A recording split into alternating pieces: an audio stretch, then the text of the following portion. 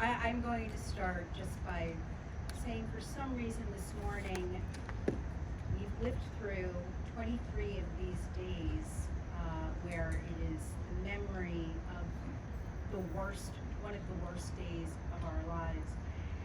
And they hit differently for whatever reason. And this morning I woke up and it was for me as powerful as the day after 9/11 in 2001 when we gathered as community and just looked at each other for strength to get through the challenge. It felt to me like September 11th, 2002, the first anniversary, when those powerful emotions of what we had that whole year. And here we are again, as I say, 23 years later, and it's been a very emotional day for me.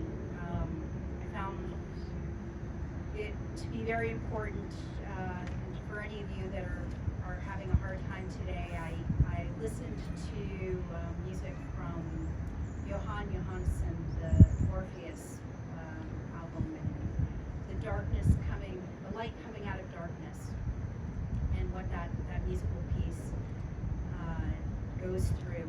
And took some walks, and then at 3 o'clock we had our county commemoration.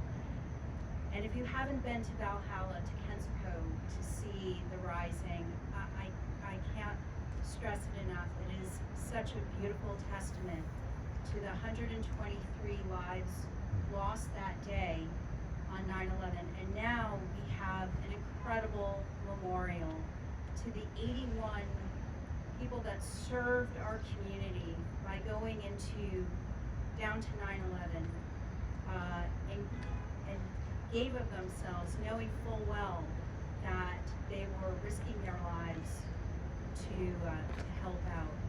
81 lives. How many years is it going to take before that number of those that gave in service outnumbers those that lost their lives on 9/11? I think with the way that it has grown, it will not be long. We have at that memorial, there are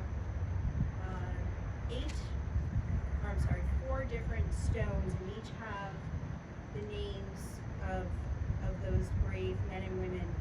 And at the top are the attributes for those people. And I just want to read them. Bravery, strength, courage, honor, humility, sacrifice, fortitude, and heroism.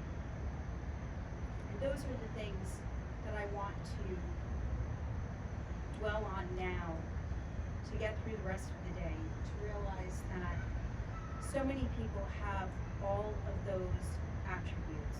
So many Americans, so many people that are serving our city right now, and gave of themselves to be as one with other Americans, to be as one as New Yorkers.